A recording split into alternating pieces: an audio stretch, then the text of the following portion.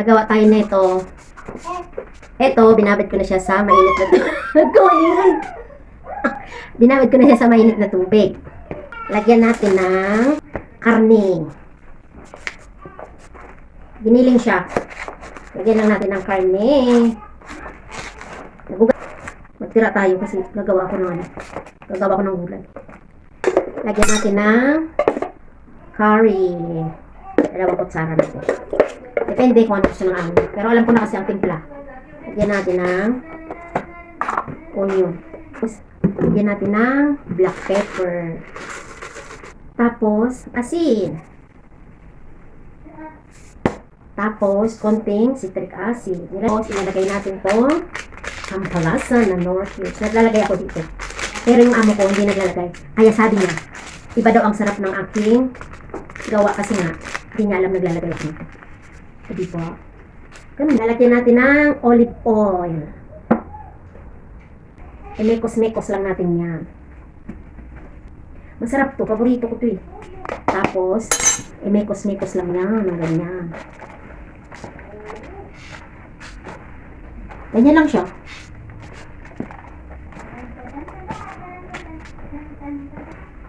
Alam ko na ang timpla ng luto rito kung gaano karami, gaano kaano.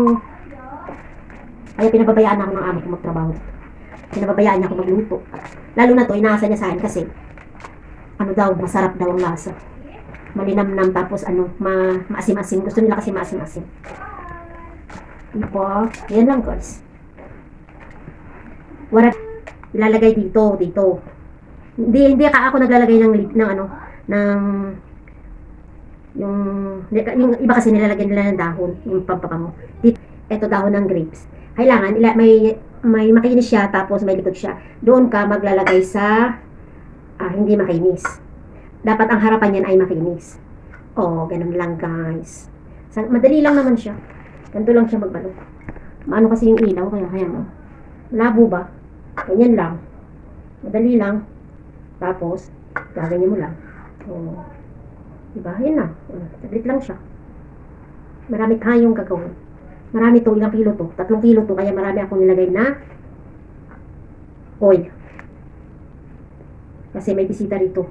Pag ganito ang ihahanda nila sa bisita, gabi pa lang dapat tapos na to kasi bukas isasalang to. Mabusisi kasi to at napakahirap gawin. Matagal gawin. Hindi naman siya mahirap. Matagal lang siya kasi mabusisi siya. Ganyan lang siya. Diba? Yan. O diba? Yan na yung aking ginawa. Tapos, sa ilalim niyan ay may karne. Papakita ko sa inyo bukas.